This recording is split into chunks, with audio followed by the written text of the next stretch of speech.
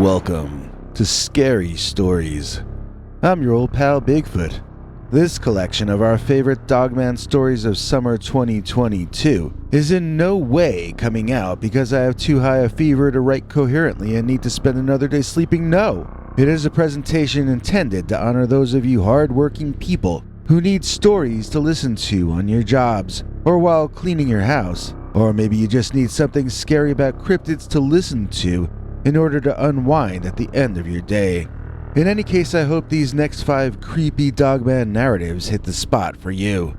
And let's begin this 5-story, hour-long special with the tale that we like to call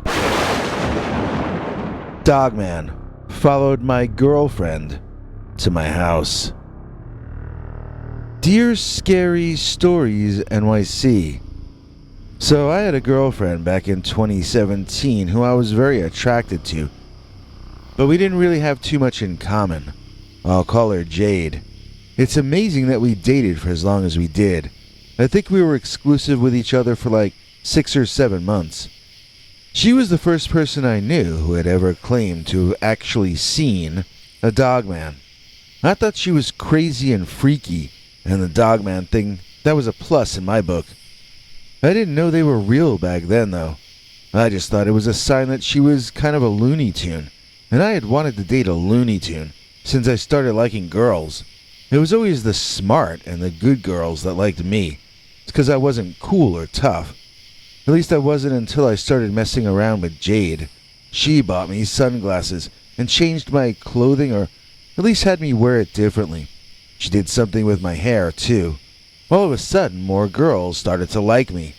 Jade was mostly a good thing in my life. But the bad part was bigger than she was, because the bad part of Jade was that the Dogman was so interested in her. So I've been reading a lot about the Dogman and American cryptids in general for the past handful of years. I think the Dogman might become habituated, like the Bigfoot is said to do. Then again, it's possible that the Dogman is really only obsessed with certain people. Habituation tends to imply that you have a cryptid living on your property. Jade's family had a front yard and a backyard, but not enough land for a Dogman to be living on it with them. I wouldn't think so anyway, unless he had an underground lair or something. I would guess that the Dogman commuted from the woods, which I won't name, that's about 3 blocks away from Jade's house. How a 7-foot-tall, upright-walking wolfman could walk 3 blocks from the forest to her family's home, I never figured out. You see, I didn't even think she was for real about seeing a dog that walked like a man. I figured she either liked to be dramatic, or else maybe she was nuts, and she really believed what she was saying. With her eyes, hair, and lips, I was happy to deal with some crazy. I was young, you know. So one time she was walking over to see me, and she called me up to say she might be late. Her voice sounded weird, like she was gonna cry. I asked her what was wrong, and she started whispering something about the Dogman. I figured she must be having a freak out, so I asked her the address of where she was, and what side of the street and so forth. Then I took off running toward her. When we caught up with each other, she hugged me, like she was afraid to let go. I asked her where the Dogman was in case she was really seeing somebody or something. Jade looked around and said he was hiding, but she could feel that he was still somewhere nearby. I tried not to chuckle at her paranoia. If I acted like I believed her, I figured I'd be certain to get more hugs than usual. So I just viewed her imaginary Dogman as my secret friend. The thing is, after a few blocks, I started to think I was hearing someone big following us too. And at one point, I thought I saw a big figure darting through someone's backyard. When we finally reached my family's house, my mother could see that both of us were shaken up. We kinda told her someone was following us, and he seemed to be wearing a monster costume. My father laughed at us, but my mother took us seriously. My parents started arguing about whether to call the police when my mother decided that Jade was going to stay over at our house that night. She felt it wouldn't be safe for any of us to go out there with some lunatic in a wolf costume running around. Heading into the guest bedroom to make it up, which is on the ground floor in the back, my mother let out a scream like I'd never heard her make in all my years of knowing her, which would technically be my entire life. Jade and I were at her side looking into the room to see what Mom was upset about. There, outside the bedroom window, stood a very tall man with a wolf-like head. He didn't look like he was animated or a special effect. This was a real, living animal. It wasn't a man in a dog or a werewolf costume. Its eyes glowed in the dark. Human eyes don't do that. The creature sped off out of view, but it had seen me and Jade, and we had all seen him. All except for my father, who was still in the living room watching sports ball on his widescreen. My mother got on the landline without asking my father's opinion, and she called the local police. 2 officers that my family have known for years came out with confused and skeptical looks on their faces. They seemed surprised that the only one who had been pumping down beers was my dad, and he was also the only one who didn't say he saw a big hairy monster. They walked around the house with flashlights, but didn't see anything that seemed weird to them out there. They suggested we keep the yard lights on all night if we were scared of the thing coming back. They guessed it was probably a skinny bear, possibly one with mange, and they urged us to stay indoors. Usually the mangy bears are too weak to attack anything as large as a human, but sometimes the poor things get scared, and they can really hurt a careless person who gets too close. Jade and I knew that these cops were never going to believe us, but my mom was convinced that if she insisted enough, sooner or later they would start to take us more seriously. The 2 young officers were as polite as they could be, but kept deflecting anything my mother said, and physically walking backward up toward our front door. When they finally went outside and left, slamming the front door behind them, we heard shouting and a gunshot literally 1 or 2 seconds later. Jade and I ran to the front windows and we saw one of the officers fire a second time in the direction of a gray blur that must have been that Dogman running away faster than that speeding bullet. Racing outside, we found both officers pretty shaken up. They said that when they slammed our front door, it scared the beast who had been crouching behind the far side of their police car. This was the creature. This was the Dogman. My mother was like, "I told you so. What are you going to do about it now?" Well, the cops sheepishly told us they weren't going to do anything about it. If they told their superiors that they shot out a wolfman or a dogman, well, they just couldn't tell them that. I asked them how they were going to explain the 2 shots they took to their higher-ups, and those 2 jumped in their vehicle and they sped off.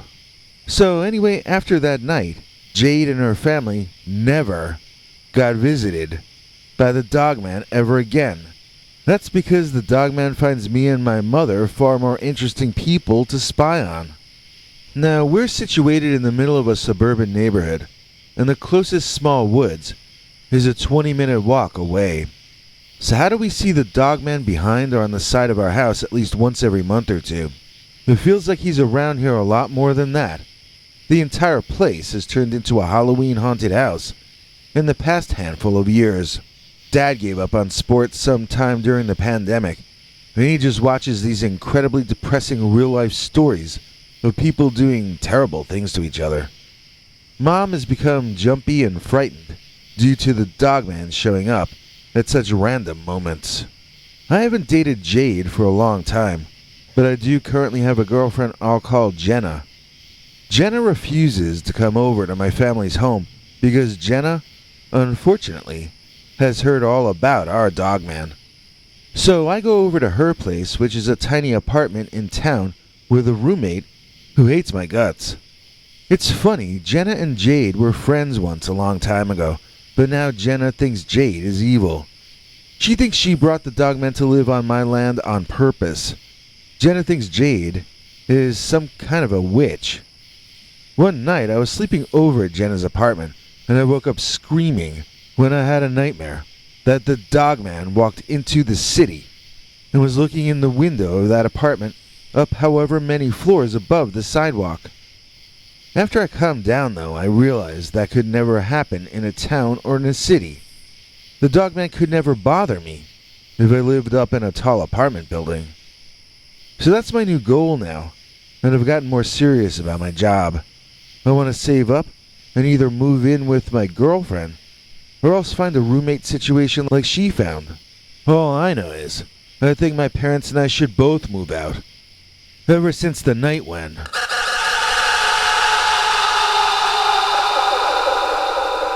Dogman followed my ex-girlfriend to my house. I have to say thank you to all of you who donated to us so much during the last few days of July. That was a very hard month for a lot of YouTubers and a lot of human beings in general, so I really can't thank you enough. I will get to everyone as we're going to be doing at least one story per day or night in this month. I'm going to try to go in the order donations came in. If I miss you, please let me know, as I'm going to be trying to not do that. CS and Tim Walker both were amazing in July. We're going to be thanking them more than usual. But another very important top contributor to this channel recently has been MPW. Dear MPW, we cannot get enough of you. Whether he, she, they, or we or them, we cannot stop thanking our dear M. MPW has contributed to us using more methods of donation than I even knew existed, and I'm the channel's creator. So I better turn to a true expert to explain it all, and that expert is Henry Lee Oh no, wait. First we have a message from Dr. Death. Hey you. Yeah, you.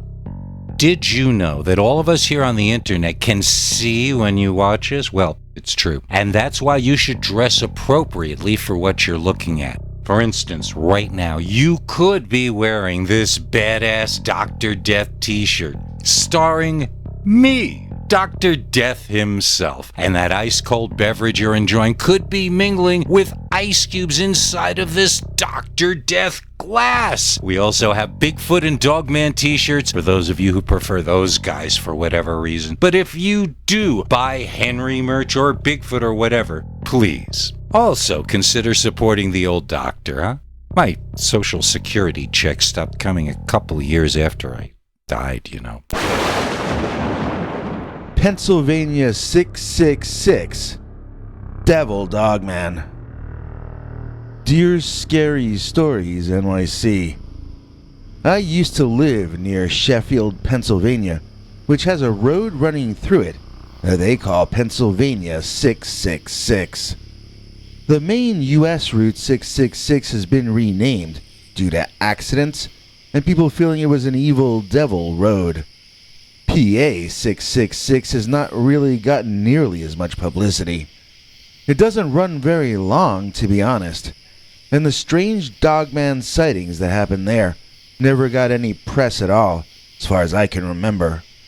I've never seen any of them written about online at all, which continually disappoints me. That's why I finally figured I'd take on the responsibility of writing it into the folk record myself, and send it to you, to see if you wanted to read it on your show. So there were a few Dogman encounters that all happened in 1972, right near where I lived, when I was a young man. I don't know of any appearances by the cryptid since then, but I moved out of the state before 1980. Now I don't want my name attached to this because I'm telling this all based on my memories, and I might be remembering things wrong here or there. This is the best I can recall now, 50 years later in 2022. I'm not going to use anyone else's name in case I'm remembering them doing something that they say they didn't do or whatever. If you're okay with those ground rules, I'll get started right now. So this is all about PA 666, a very little known road, which only runs a little over 2 miles. You can drive the entirety of it in 4 minutes. And yet for some reason, my small circle of acquaintances in 1972, 50 years ago this summer, well, we all saw that werewolf-looking thing or fellow with our own eyes. About 5 of us saw it, or 6, but I only remember a few stories in any detail. I'm going to tell you 2 accounts I was told by people who looked me in the eye to tell me what happened to them. Then, because mine happened after the others, I'm going to tell you what happened to me last. Each of the 3 sightings happened north of the previous one, so let's start down south, here at Barnes United Methodist Church. It's only just a little bit south of here that the road starts getting called 666. Further south of that, it's called 948 instead. And if you follow Route 948 only a couple of miles further south, you find yourself driving through the Great Allegheny National Forest. I'll tell you something, you keep to that area, and you'll find yourself in some of the most beautiful country any place on this planet. There's a scenic area, a natural area. There's plenty of land for a feral apex predator to roam around in. In fact, the Dogman's forests over there take up way, way more space than the relatively tiny human settlements, which are dotted here and there, wherever our blacktop roads slither through. Now in Sheffield, there's a cemetery called the Barnes Cemetery that's right up on the side of PA 666. A couple of blocks further to the north, there's a little road called Barnes Cemetery Road that leads back away toward the woods, where we find a second cemetery. Now I've never investigated either one. I don't know which one was created first and which one came second, but they both seem to be called Barnes Cemetery. The Dogman sighting that I was told about happened at the more southern cemetery, the one that is right along the side of Route 666. This story happened to a buddy of mine I'll call Joe. Joe was driving his sister and 2 of her friends home from cheerleader practice. He always volunteered for this job because he was trying to date one of the other cheerleaders. So after a while, he started doing things like buying the girls a soda or whatever, and eventually, they all started hanging out later into the evening before Joe would drive everyone home. So one night, just after sundown, when there was still some color left in the sky, Joe was driving the 3 girls past Barnes Cemetery along Route 666. One of the girls said she saw something and asked Joe to slow down. Joe immediately did, as he was forever trying to impress those cheerleaders. All 4 of them in the car saw a truly strange figure walking along a dirt pathway right alongside the cemetery headstones. Joe told me that at first he could only tell that this was a strange-looking figure, like a very tall man, but something was out of the ordinary about him besides just his height. As he walked into a better-lit spot, everyone gasped, and one of the girls started screaming. That caused the other 2 girls to scream as well. So what were they screaming at? Well, I'm gonna tell you. This guy was big, as in tall, but also big as in muscular, and big as in, well developed. He was just big all over, let's say that. He was covered in fur, even his face, and his nose looked more like a wolf's snout than a human nose. His ears were up on top of his head, so this was not a human being, even though it stood like one of us and had walked upright. In my opinion, this had to have either been a werewolf or else the Pennsylvania Dogman.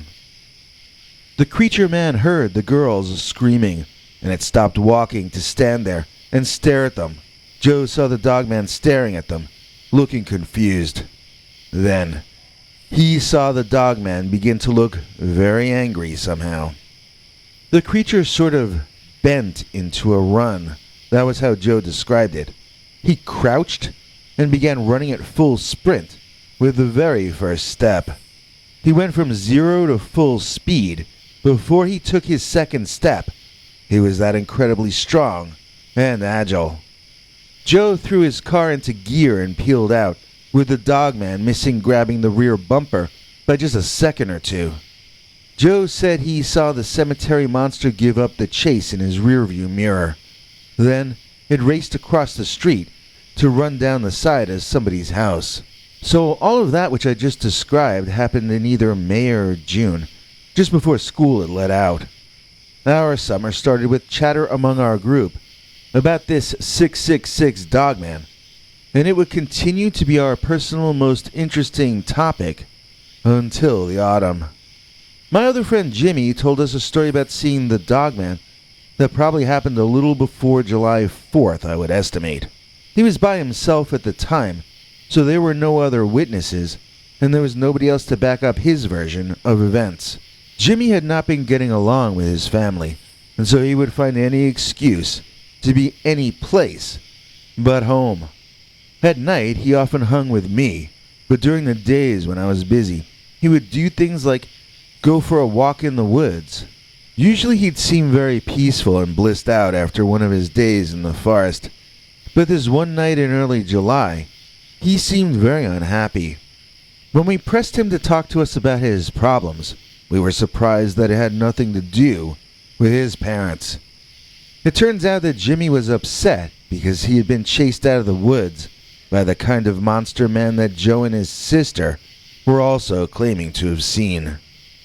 Jimmy really thought that he was going to die that day, and so the normal things we did for fun weren't really cheering him up as usual. We sat around as the guy told us about what happened to him.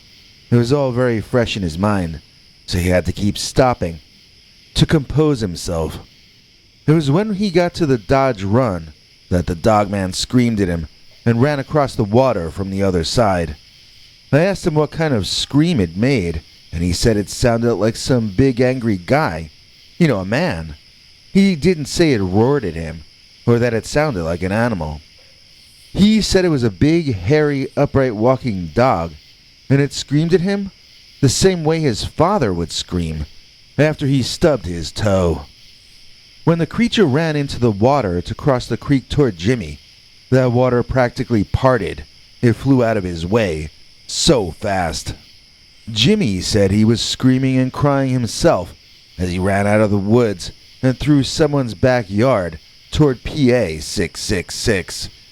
When he reached the road, he noticed that the Dogman was no longer following him, and he sort of collapsed into the side of the road and got emotional for a while.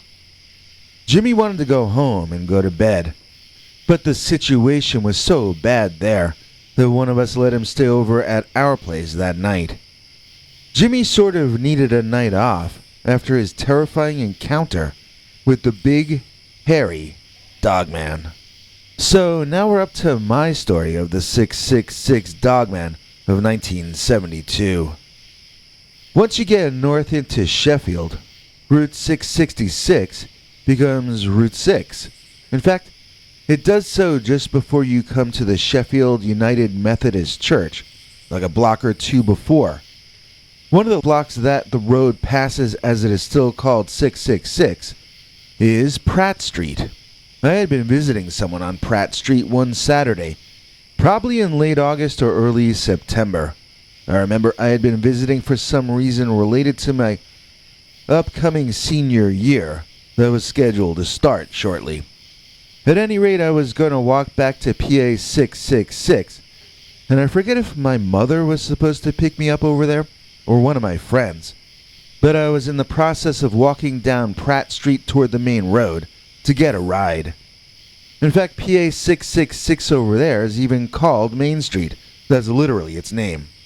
So whoever it was didn't want to come pick me up on Pratt because it was a one-way street, and it would mean them having to drive around in circles to find me. I figured it was easier for me to just walk down to Main Street 666, and so that's what I was doing. But as I got within eyesight of 666, I saw something I had actually been worried about all summer. I finally had my personal experience with the Pennsylvania Dogman. So when you walk out from Pratt onto PA 666 over there, nothing is on the other side of the street except the woods and the creek. There's one of those little metal barriers there, and then nature takes over. So I looked up, and out of those woods, I saw this big man approaching. He looked taller than me, and he walked with a real swagger. He was one of those guys that looked like he wanted a fist fight. You could tell that, just from his body language. But as I looked at this dude, it all came into focus. He was covered in dark fur. I mean, everywhere. I don't think he was wearing anything at all, and his ears were like dog or cat ears. I felt like I was going to be nauseous. He wasn't anything that should have been able to be there. He was something that walked out of a bad acid trip or something like that. He wasn't a man. He was that 666 devil Dogman. He was the beast of Sheffield.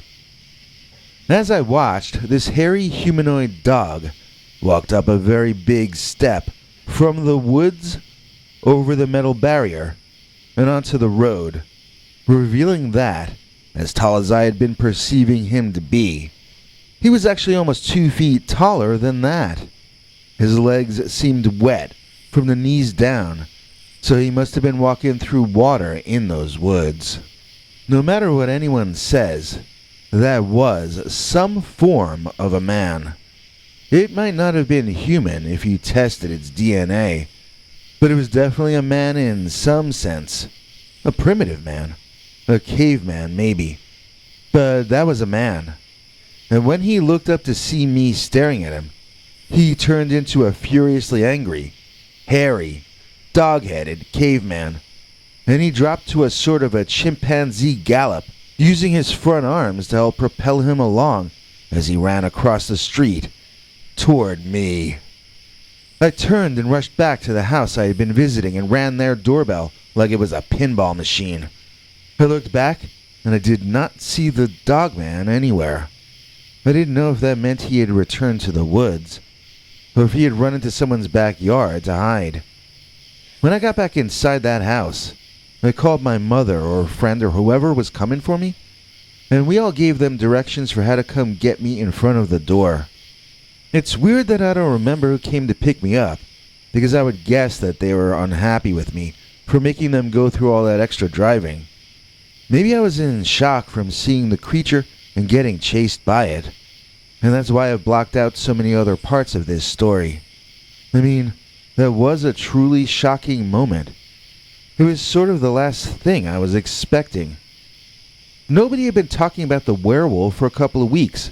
We were all just thinking about finally being seniors, you know? I still have nightmares about the 666 Dogman. He was the one who taught me that I am not immortal. He was the one who made me realize that life is short. He kind of woke me up in a lot of ways. I guess I should be grateful to the Dogman for that, but really it's my shrink who should thank him, as I've never really been the same since that terrible experience. To me, the Dogman is the boogeyman. To me, the Dogman is every nightmare that you've ever had come to life. To me, the Dogman is one of the signs that we might not live in a benevolent universe. It represents everything painful about reality and life that you don't really want to think about or acknowledge. And I think that's all I've got left to say about the Pennsylvania 666 Devil Dogman. Dogman, Lord of the Arctic Wolves. Dear Scary Stories NYC, I hope you read this email on your show. I've been listening to you for almost a year. I know you sometimes do stories from a long time ago, and this happened to me way back in the mid-1990s.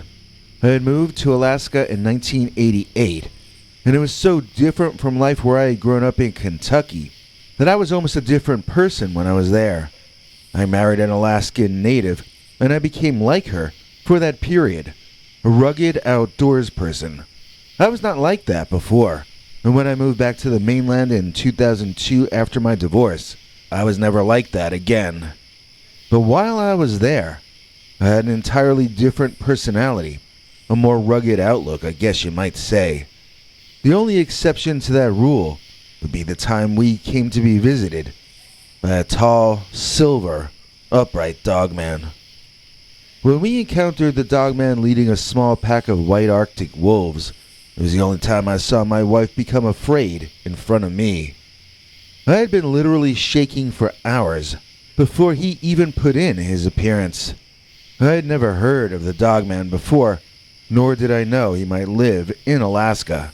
When my wife and I encountered him, however, we both understood intuitively that he was the alpha male of not only that pack, but he was the alpha male of the Aleutian Islands. We were witnessing some kind of natural feral royalty, a nature spirit, a pagan god form. This was something more powerful than human beings in any number of ways besides just physical, although he was certainly superior to us in that sense as well. But this was not a kind or benevolent god. This was not even a god of humans. It was a god for some of humanity's competitors, other alpha predators besides ourselves. I'm getting ahead of myself, though. I want to put this down in the order everything happened, so there's as little which might confuse anyone as possible. I'm going to call my wife at the time Papaluk for reasons I hope she will find amusing if she ever listens to this.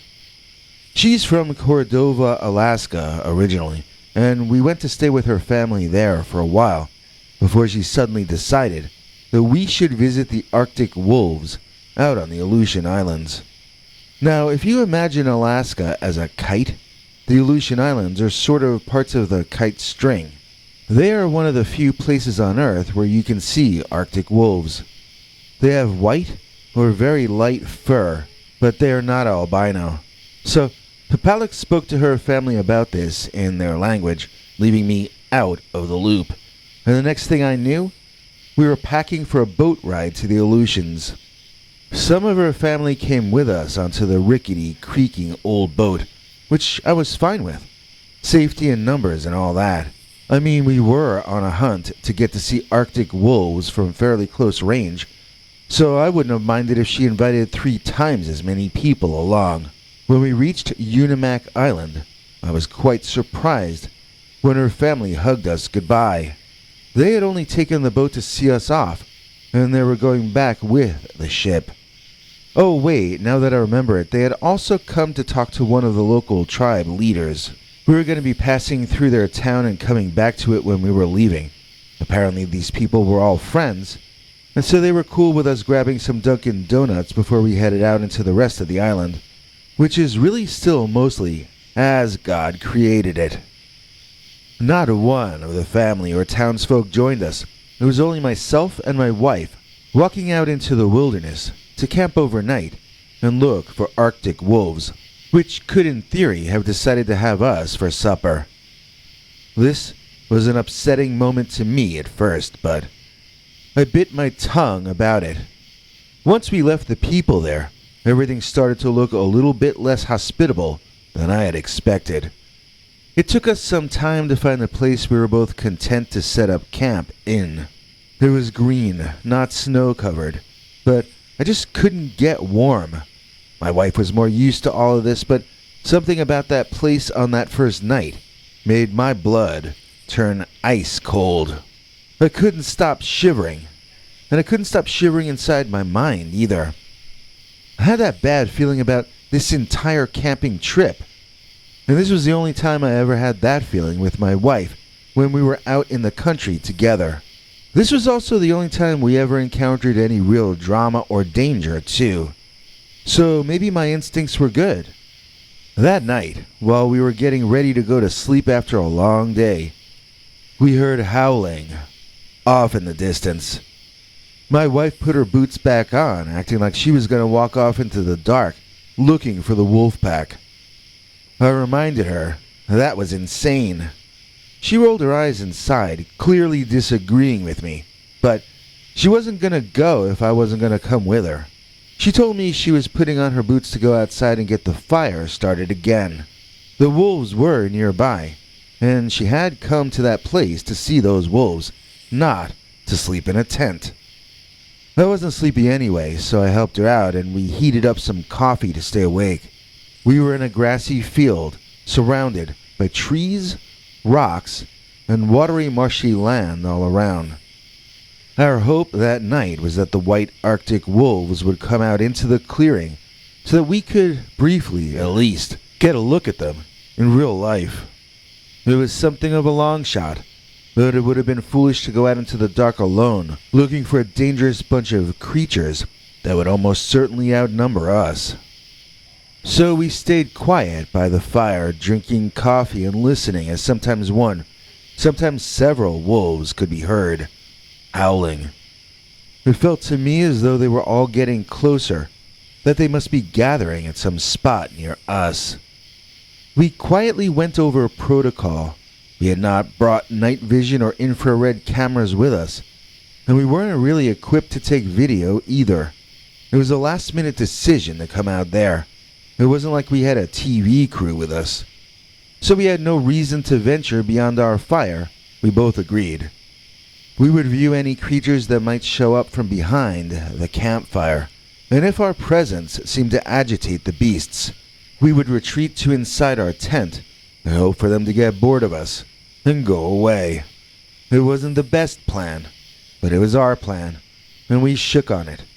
Just like in the military, if you know in advance what you have to do, it helps to keep your nerves in check and execute your operation as you need to do it. I still had that feeling that something terrible was about to happen, and I needed any trick I could use to keep my hands from shaking. Well, the wolves did actually present themselves a bit later on. We weren't aware that was what was happening at first, though. You see, the Arctic wolves came out behind a very tall creature that walked on its hind legs, like a bear or something. My wife said Frankenstein and ran back into our tent. She swore later on that she said something else in her native tongue, but it sure sounded to me like she said Frankenstein, which is an Eastern European last name, not an Alaskan native word. I mean, I think maybe she just saw what she thought was a monster, and the word sort of tumbled out of her unconscious in the middle of her complete surprise. Whenever I'm listening to a Dogman story that starts to freak me out too much, I think of my wife calling that creature Frankenstein, and I chuckle a little bit. So anyway, it was tall, but it wasn't Frankenstein. It wasn't even wearing a sports jacket. This creature had bent legs, like the hind legs of a jackal or a goat. I could make out a decent amount of detail from the moonlight, but also because the silvery upright animal was almost as pale in color as the white Arctic wolves who followed behind him, reminding me of a mother duck leading her ducklings. Except that silver bipedal monster thing was a male, not a female. I don't want to get into detail, but trust me, it was clearly male, and clearly not wearing any pants. I continued to sit there still behind the fire. It was not that I was brave. It was more that I thought I'd attract the attention of those beasts if I got up and ran inside the tent at that moment. I felt like it was my best bet to sit there still and hope those animals just kept on going. My wife whispered to me to get back inside the tent, and when she did, the creature and his wolves all stopped in their tracks and turned to stare at us. I saw 1, 2, 3, 4 sets of eye shine, maybe more. That was when I first noticed the pointed dog ears on top of the upright lead creature. I saw its eyes shine and its dog ears both first at that moment, and it was a truly awe-inspiring sight. It was terrifying, but I had been terrified the entire time I'd been on that island. This was scary, but it was also incredibly interesting. Was that a man wearing a wolf pelt to make himself look as though he had a dog head? If so, how were his eyes shining as an animal's eyes would? I stayed put, and thankfully my wife kept quiet. It felt like the moment was lasting forever, and as much as I was shaking and shivering, I started sweating on top of that. One of the wolves broke the silence by whining and moaning and yapping. The huge dog-headed humanoid animal simply turned his head to look back in front of him, and then he led his pack off into a different part of the island. I put out the fire and climbed in the cabin. No, I put out the fire and climbed in the tent, The two of us were both shivering, so we held each other to regain body warmth. I'm telling you, it was not that cold a night. The Dogman being nearby was just making my blood freeze to ice, that's all. I woke up a little before dawn when I felt the ground shaking. Both of us sat up, and I know I thought we were in an avalanche or something. Then we could hear the thumping and feel the shaking proceeding away from us, and I understood this was not an avalanche. This was a very large animal that had run right by our tent. My first guess was, I asked my wife if there were moose on the island.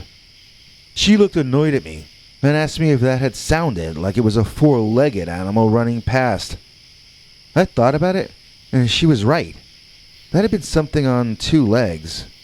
We stayed up until the sun rejoined us, then packed our bags and walked back toward the Dunkin' Donuts in town to get us some breakfast. Our adventure with the upright walking wolf of the Aleutian Islands was over. So my question for you is this. What was that upright wolf? Was it a mutated Arctic wolf? Or was it something more like a human being who had taken on those wolves as his pack and his clan? If we were able to collect all their DNA, would we find them related? Or were they two very distinct and different species? In the decades since this all went down, the legend has grown larger and larger in my memory and in my mind. I no longer feel as though I'm the same person I was back then, but I know I still see the upright silver wolf who stared me down as Dogman, Lord of the Arctic Wolves. When my cat has a hairball, he says hack hack, but our channel member Hairball, we welcome back. Please join us in thanking Hairball for rejoining our channel members. Their contribution helped make this episode possible. If you join either our PayPal subscribers club or our channel membership, you get cool perks like secret or preview episodes, but you can also donate directly to us using our paypal.me/PeterBernard2009Earl, or by clicking the thanks button under this or any of our videos. When we're doing a stream, we also accept super chats, and I'm trying to do 3 to 5 of those a month. Is Dogman no longer nocturnal? Dear Scary Stories NYC. I have a Dogman story from Florida, believe it or not. It didn't happen to me. It happened to my father and mother, who moved to Miami after I finished my postgraduate studies back about 4 years ago now. They live in western Miami, away from the Atlantic Ocean, but right near the edge of the Everglades. This was where the two of them had a very strange daytime Dogman sighting. I should probably preface this by saying I saw the Dogman in Michigan once, back when I was in college. I was driving to go on vacation with a friend in the Roscommon State Park, but I got lost and turned around on the way there. We had to double back, and at one point, we were driving through this really strange, almost science fiction landscape. There was nothing but grass and dirt around for miles, and this huge area had been cut into square and rectangular shapes. Each plot of land seemed to have something on it. Well, not every plot, but a number of them. Some had these inexplicable-looking half-house, half-shack buildings with sort of pipe engines on the side or something. And on other sites, they seemed to be drilling for oil or for something else down there under the ground. I don't remember seeing signs up anywhere explaining any of this, so it really felt like I had driven to another planet. I mean, maybe it doesn't sound creepy to you, but it was night out and dark, so it felt like we had found an abandoned city on the moon or something. Very creepy.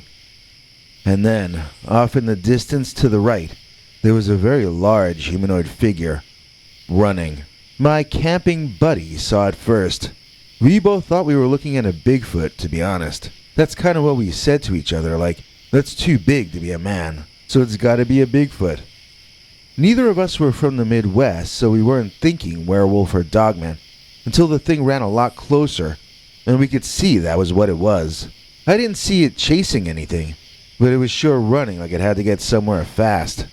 That having been said, It ran on its hind legs like a long-distance human runner might. He seemed to be pacing himself, and I sensed that he could run much faster, at least in shorter sprints. Even so, his long dog legs and sheer strength and agility were propelling him much faster than I can imagine any human runner going. At the closest point we came to each other, he was running from our right to our left, about 90 feet in front of us.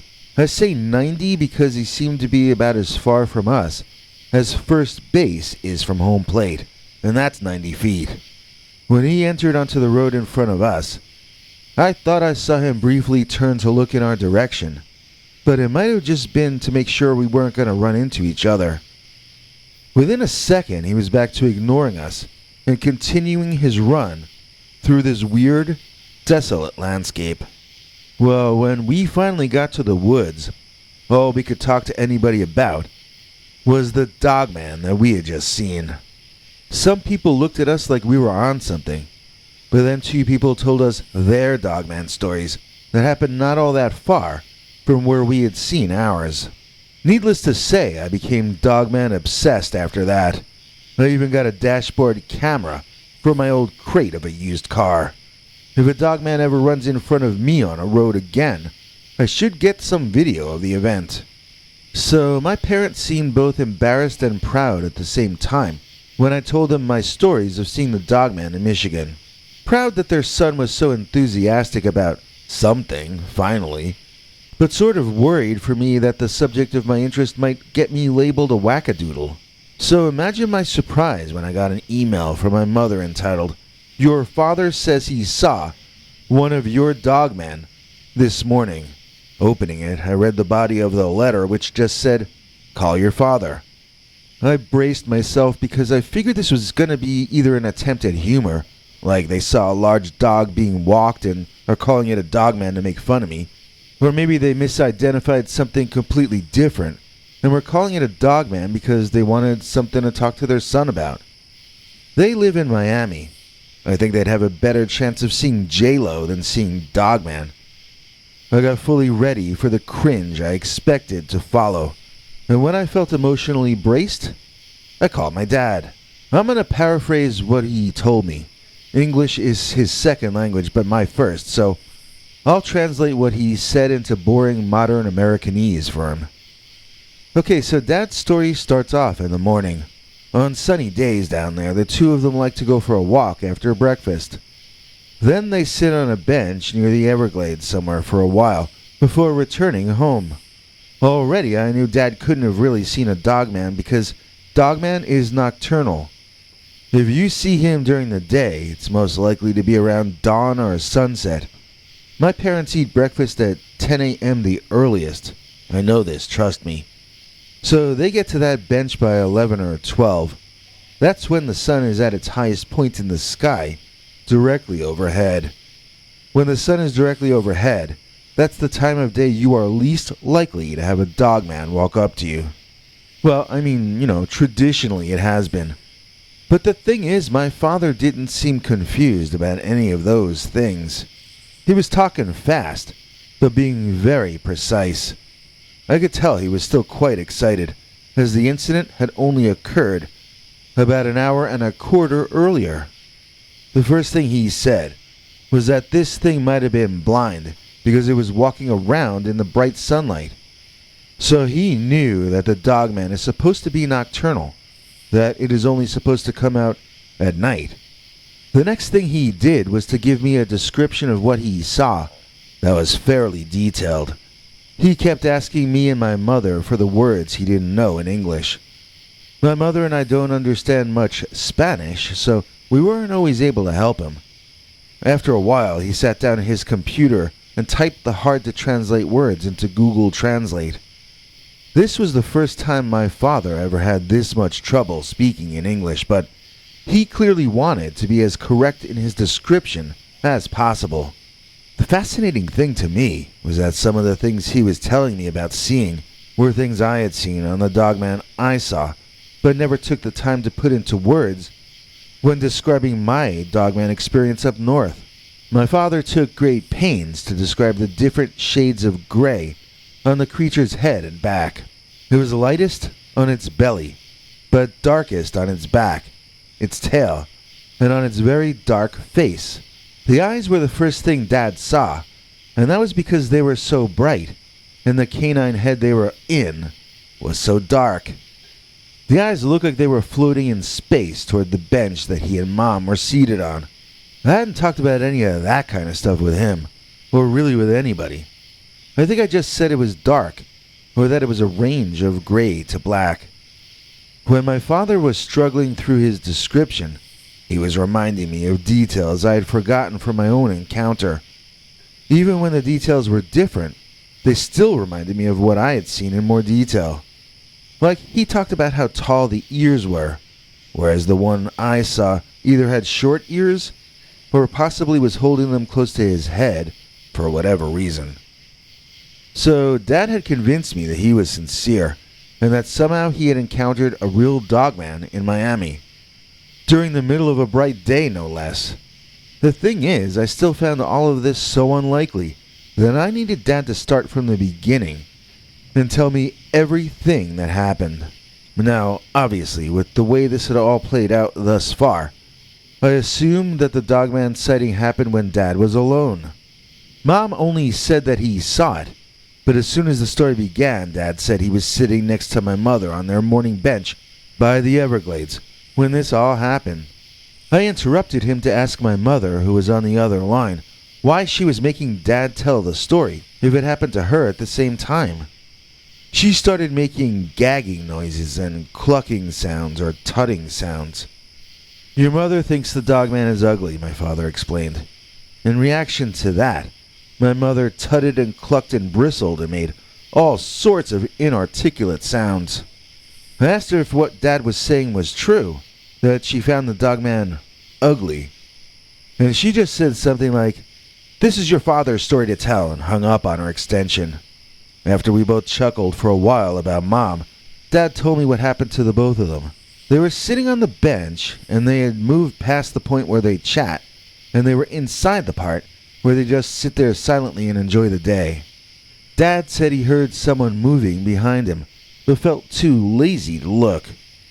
Mom heard it too, and when she looked, Dad said she made very unhappy noises. He asked her what was wrong, and her response was that he better not look behind them unless he wanted a heart attack. Well, when Dad looked back, he saw the really tall, fur-covered, and dog-headed man with the tall ears that we've been discussing. The guy was emerging from the Everglades and walking in their direction. I interrupted at this point to ask my father a question. Did my mother actually see a Dogman walking up behind them and then tell my father to not look? Dad laughed but said nothing. He knows better than to criticize anything my mother says or does. He just finds her amusing. On the other hand, I was kind of annoyed and weirded out that she could see a man-eating animal walking up to her and her husband and think that if she just ignored the creature, everything would be fine. Like she didn't even make a move to get out of the way of this dangerous beast man. Dad laughed some more, but warned me against criticizing my mother. He told me that he took her hand and that they both walked calmly home. He knew the Dogman wasn't going to walk out of the Everglades onto the streets of Miami. He said he did feel some very intense fear until he was certain that the creature was not following them, but he never actually thought they were going to be killed or anything like that. I mean, he knew enough to get out of there and go home, so that proves he knew they were in danger. He just took steps to bring himself and Mom out of there. When they got home, he asked Mom to text me, which to her means emailing me. I don't know why she had to email me to call him instead of him just calling me, but they are who they are, and I love them. So I can't believe I'm saying this, but I think my parents actually saw a Dogman, an upright walking dark gray Dogman, and they saw it walking out of the Everglades on the western edge of Miami. Hey, maybe Dogman is just moving to Florida for the same reasons a lot of others are. I suppose I shouldn't be surprised to hear about anybody else who just moved to Miami. But all joking aside, I'm genuinely concerned about one easy to overlook fact concerning this Dogman appearance. That it took place under the bright Florida sun. I've been reading that bears in America are staying awake through the winter instead of hibernating. The experts tell us that this is because they have a year-round food supply, since more communities are now allowing bears to wander into towns and eat the garbage. Why sleep and starve when you can eat the leftovers that the rich suburban humans leave behind? So I wonder if the Dogman similarly has been finding food as easy, or maybe easier to obtain during the daytime than he used to. Since I don't know what a Dogman finds tasty, I don't really know what that new daytime food source might be. I'm just hoping that it isn't elderly retirees like my mom and dad. I think it might be an important thing to figure out if this is more than just an isolated event. And so I'm going to keep repeating the question.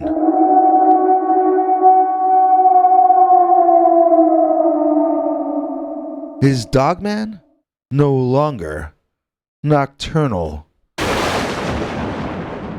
We got this next allegedly true story just after the one I just read you. It seemed to be the theme of that week, Dogman coming out while the sun was high in the sky. And we call this next one The Werewolf of Wurt.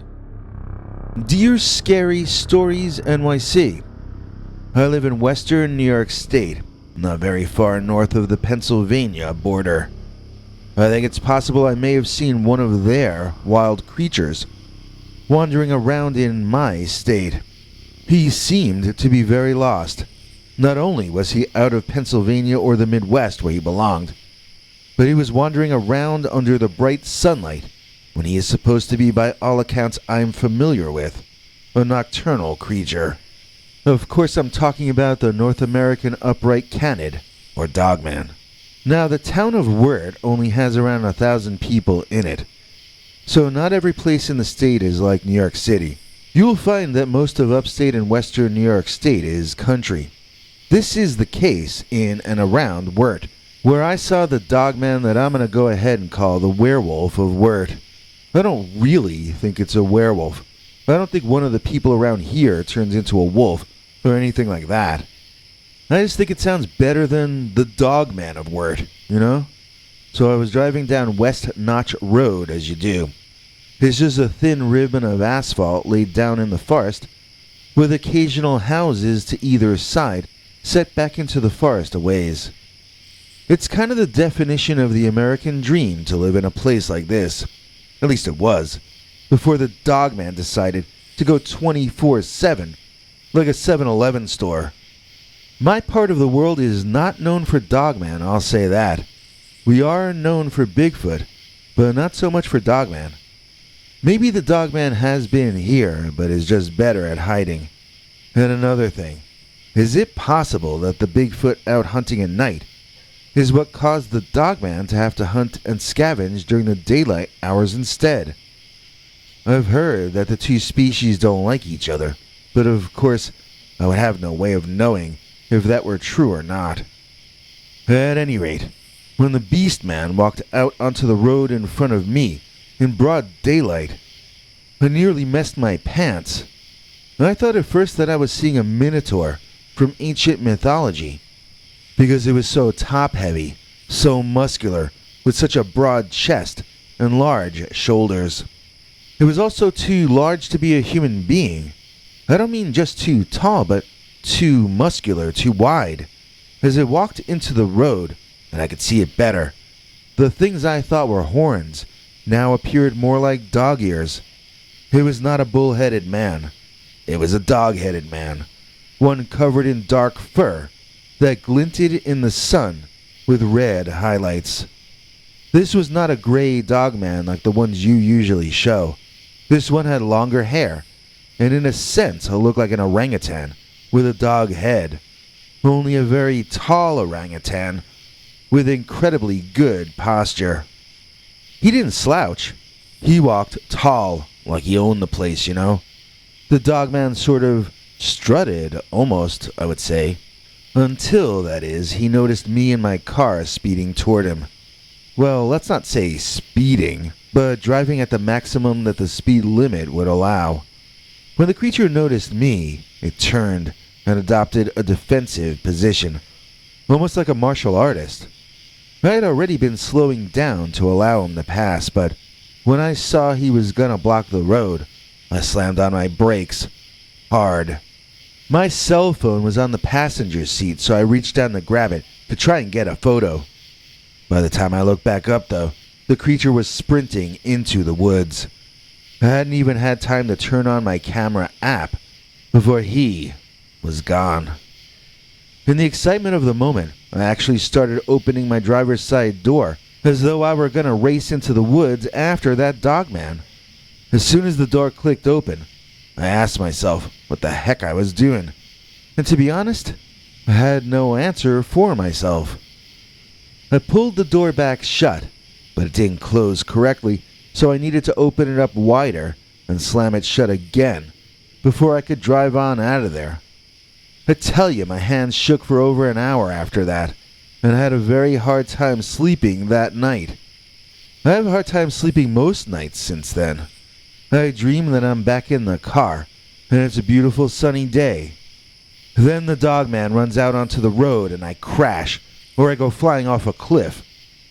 I have another recurring dream where I'm asleep in the car, and the Dogman finds me there alone. I'm basically not really 100%, since this all happened to me. It was one thing when we had to fear monsters at night. If we have to fear them 24/7, then we might start to lose the battle to them, don't you think? Well, I have to say that I am frightened about the idea of Dogman walking around during the same hours that people do. There's no telling what horrible things that might lead to. On the other hand, I would say that this also increases the chances that somebody might be able to get some good video of the creature, or a clear and brightly lit photo. And if that happens, then I suppose we would all benefit from a flurry of new knowledge. And if we reach that point, then we'll all owe a debt of thanks to the Werewolf of Wurt. Thanks, Doc. Now I'ma bust this rhyme. Who enjoys a good Dogman scare? Why, Fraggy Dendron, aka Megara. Please join me in thanking today's executive producer, Fraggy Dendron, aka Megara, for making this episode possible. Fraggy is a channel member and also recently donated to us through our paypal.me/PeterBernard209 page. The kindness of Fraggy knows no bounds, and she's the reason that this episode you're watching even exists. If you'd like to be as amazing and fabulous as Fraggy Dendron, aka Megara, and help us beat the odds to stay online, just listen to what our international TV spokesmongrel Henry Lee Dogman has to say. Possibly the world's strangest Dogman story. Dear Scary Stories NYC, I have possibly the strangest Dogman story that you're ever gonna hear. People tell me that this story isn't scary, but they weren't there. By the end, our tent was surrounded, so I don't know why people act as though we weren't in danger. I was afraid for my life and my wife's life as well. I just ask one thing of you. While I tell this story, please try to imagine yourself in my place. It was certainly terrifying to me and my wife when this happened. First of all, this occurred back in the 20th century during the previous prime Dogman time back in the 1990s. We were newly married and in our 20s. Back then, Dee and I used to go camping in this nice big old tent that we had. After the incident I'm going to tell you about, we swore off camping for a little while. But when we found that we missed the woods more than we were afraid of the Dogman, we bought ourselves an RV and we camp in that. I know that cryptids do sometimes attack campers in RVs according to the folklore, but somehow we just feel safer inside something that we can drive out of there. You can't drive your tent away when the monsters start coming for you in the middle of the night. So we pitched our tent at the campground and got set up, then went for a walk and a hike on the Manistee River Trail over there. There's some nice views. and we had a fantastic and romantic day. That night, we got out of our tent in the warm night and laid together on the grass outside, listening to the crickets, long after our fire had died down. We were on the far edge of the camping area, by the woods, and set off from the other people there. We chose the emptiest part at the furthest edge on purpose to have as much privacy as we could have. We were more interested in each other than the crickets and the stars, though. That is, until we both heard the bushes rustling, as though people were approaching. We both sort of edged slightly away from each other and propped ourselves up to see who was coming. Well, we saw a young male deer, only starting to grow his horns, emerging from the woods to our right. It was such a relief I almost laughed out loud. The next thing that happened, though, surprised me and quieted me and Dee both. A very tall man, wearing a shaggy jumpsuit, walked slowly, I guess 2 or 3 steps, in front of us, looking at that deer through eyes that were not human.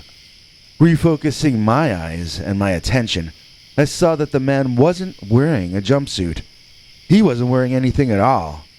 And although he stood straight and tall on 2 legs, he could not have been a man. His head looked a whole lot more like a dog's head than even some actual dog heads that I've seen. It was like a German shepherd with larger eyes and completely different markings on his fur, which was gray to black, not tan or brown. But this was bigger than a German shepherd, or at least it seemed to be standing up like that. You know, the legs were like more muscular versions of a dog or a wolf's back legs, but the front legs were totally different and more like human arms. Even though they were hairy, I don't want to say like ape arms, because he used them more the way men do, and not so much the way apes do. My mind told me that I was about to witness that tall dog-headed man do in that deer, and my first instinct was to run. Dee usually knows what I'm going to say or do next, and she placed her hand on my arm to silently tell me that I should stay put. She was right. Better the dogman not notice us lying there. But then I almost screamed when a dog, this time a real, ordinary-sized 4-legged German shepherd, burst into the scene from the woods behind the upright canine. It ran around both the dogman and the deer excitedly, jumping on the upright dogman and being well received there. It looked like the dog was welcoming his master home from work. Then the dog and the deer touched noses and sniffed each other politely for a while. I don't know what they were saying to each other, but whatever it was made that pooch quite happy. His tail wagged harder and harder until he wiggled his butt to make it wag even harder than that. Dee made a motion to her neck like she was slicing her throat back and forth. I've seen that used as a sign in show business to cut something short, so I thought she was telling me it was time for us to leave. I got up, and I made a break for it back to our tent, which was right on the other side of our smoldering former campfire. I dove in and held the flap open behind me for Dee, who wasn't there, as I had expected her to be. Staring out into the night in confusion, I finally did see Dee running toward me. The trouble was, she was being followed not only by the dogman, but by the young male deer as well. The German shepherd was running circles around my wife gleefully, and I thought I was going to witness something horrible happening in front of my eyes. Instead, she threw herself into the tent head first, like Ricky Henderson diving into third base, and I zipped the flap shut behind her. Well, we were not left alone after that. This was the 90s. It wasn't like I could call someone to help us. I mean, cell phones did exist, but not in that tent they didn't. We didn't have any weapons. I'm pretty sure that's not illegal for you to have any in that campground. The dog made a lot of noise, and some people started shouting at it to shut up. Or actually, I remember people saying, "Shut your dog up," like this was our pet barking at us. Sadly for us, the dog did quiet down, but it did not go away, and neither did its 2 friends, or gang members, or whatever they were. So I asked Dee why she told me to run back to the tent if she wasn't ready to run with me. She said that wasn't what she meant. She had been pointing to her throat and making that slicing motion because she was trying to point out that the dog was wearing a collar. That was a domestic pooch, a family pet, running around with a young buck deer, and whatever the giant man with the dog head might be referred to as. They seemed so familiar with each other. But were they? I still don't know what their relationship really was, if in fact they had any at all. They didn't seem to quarrel, though. I have no explanation for the Dogman, so I certainly have no explanation for his relationships and allies. I could hear the Dogman walking and breathing like he had asthma. The deer's hooves drummed the ground when he would walk, and sure enough, the dog's collar tags would jingle when he would race about, so you could tell which one was where. But there wasn't anything you could do about it. I sat with my legs under me in the very center of the tent, and Dee sat with her legs and arms wrapped around me, tight. At one point, the Dogman reached down and started pressing on the exterior canvas of our tent. I was afraid he was going to push it all down on top of us, but one of his very long and sharp claws cut through and was visible to us. I started to hear a ripping sound, and I saw my life flash in front of my eyes. My wife exclaimed something like "no," or maybe just a frightened little scream, and that set the dog off again. When the dog started barking, the claw removed itself from our tent, and I could hear the Dogman and the deer going back toward the woods, where we had first seen them. No humans shouted. I don't think the dog barked long enough to wake anybody that time. So either it was dawn right after that, or else I fell asleep and woke up at dawn, because I remember how tired we were at breakfast, and how we spent most of that sunny day passed out, sleeping inside the tent. But that was our last day sleeping in a tent ever, and we made certain to be out of there before it got dark. Now, I don't want anyone to be afraid to camp over in this part of the world. In fact, we've returned to this very campgrounds 3 times since those days. We're older now and happier in our camper than on the ground in a tent, but we are still there. There have been no reports I've read of any other Dogman in the area, whether they had an entourage of a dog and a deer with them or not. Neither of us fears seeing the Dogman again, and we don't think you should either. Be prepared for the Dogman. Then you don't have to fear the Dogman. That's my advice to you. And if you know of a weirder Dogman experience than this, I would honestly like to hear it.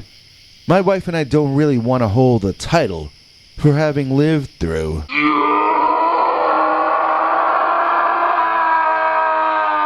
possibly the world's strangest Dogman story. So many people to thank for helping us last. Today we'd like to thank dear Mary Shabazz.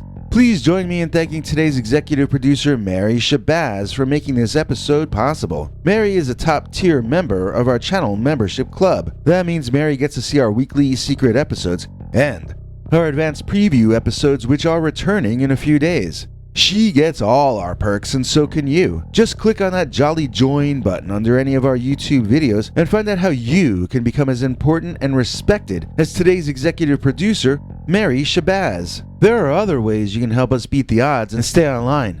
And here comes international TV spokesmongrel Henry Lee Dogman to lay out the deets. Hank? Thanks, Biggie. And thanks to all of you for watching this far. If you liked it, please click like. If you'd like to see more of our work, please subscribe. And also click that bell icon if you'd like to be notified when we put out a new episode. To become an executive producer, you can donate to us through the thanks button under each of our videos or through our paypal.me/PeterBernard209 page. To receive cool perks like secret uncensored Dogman episodes far too wild to ever run on this channel, you can become a YouTube channel member by clicking the join button, or join our PayPal subscribers club at peterbernard.com. Joining either at the $3 a month level or above gets you access to our over 25 hours of secret uncensored Dogman stories available nowhere else. Do you have a scary story about Dogman or some other kind of high strangeness that happened to you? Let us know by emailing us at scarystoriesnyc@gmail.com or by leaving us a voicemail message at 804-LA-SCARY. You may need to call back on that one. It cuts off after, I think, 3 minutes. And if you don't want to do any of that stuff, thank you for simply watching to the end.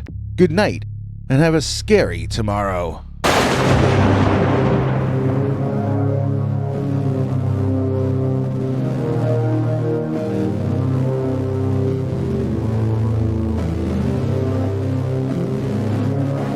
Come back for more scary stories.